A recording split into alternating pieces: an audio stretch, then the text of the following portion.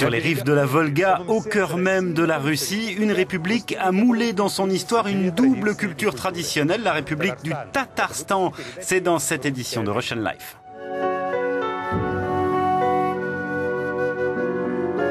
Les guerres et les missions d'exploration le long du plus grand fleuve d'Europe ont façonné l'histoire de l'un des pays les plus grands et les plus hétéroclites au monde.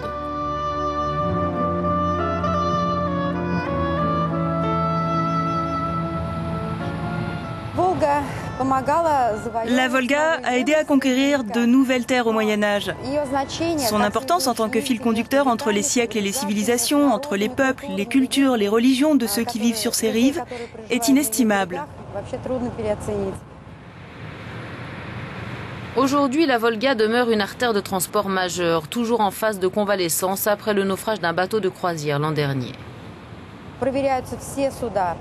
Ils vérifient toutes les embarcations, leur état technique, les moteurs, les coques, la sécurité incendie de tous les navires qui naviguent sur la Volga. Dans l'histoire du Tatarstan, la Volga a joué un rôle particulier. Lorsque le tsar de Russie, Ivan le Terrible, conquit Kazan au XVIe siècle, il le fait depuis la petite île de Sviazich, située en amont de la capitale tatare, s'en servant comme d'un tremplin pour son attaque.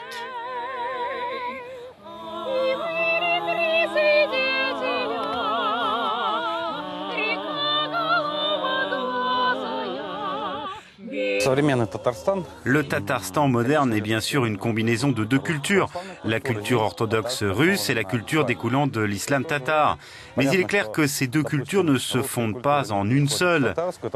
Elles restent séparées l'une de l'autre et s'enrichissent mutuellement, comme c'est toujours le cas avec une coexistence pacifique.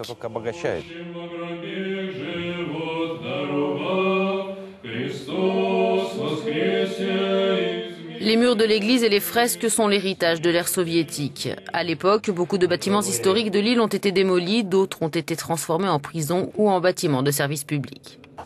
Durant une certaine période, cette cathédrale a été utilisée comme entrepôt pour le grain et le sel, ce qui a contribué à sa dégradation. Et puis elle a tout simplement été laissée à l'état d'abandon pendant longtemps. Aujourd'hui, des restaurations massives redonnent vie à l'île. Après des décennies d'oubli, elle est à présent classée à l'Organisation des villes du patrimoine mondial de l'UNESCO.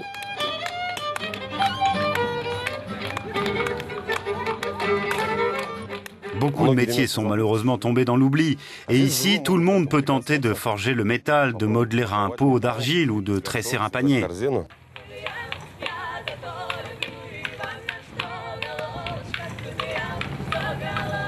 À une centaine de kilomètres, sur la rive gauche de la Volga, nous découvrons une autre ville ancienne, Bolgar. Elle fut la capitale des Bulgares de la Volga. L'islam y sera introduit comme religion officielle au cours du Xe siècle.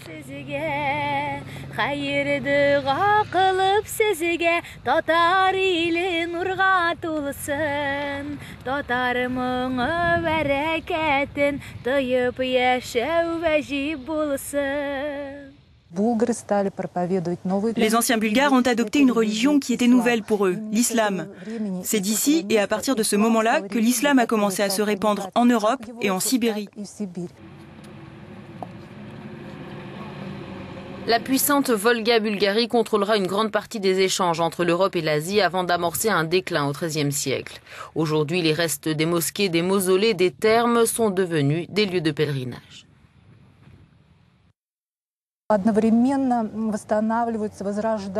Les deux sites uniques du patrimoine de notre République, Bolgar et Sviazhsk, sont en train d'être restaurés afin de préserver et de pouvoir étudier les monuments de deux religions qui ont coexisté dans notre pays depuis des siècles.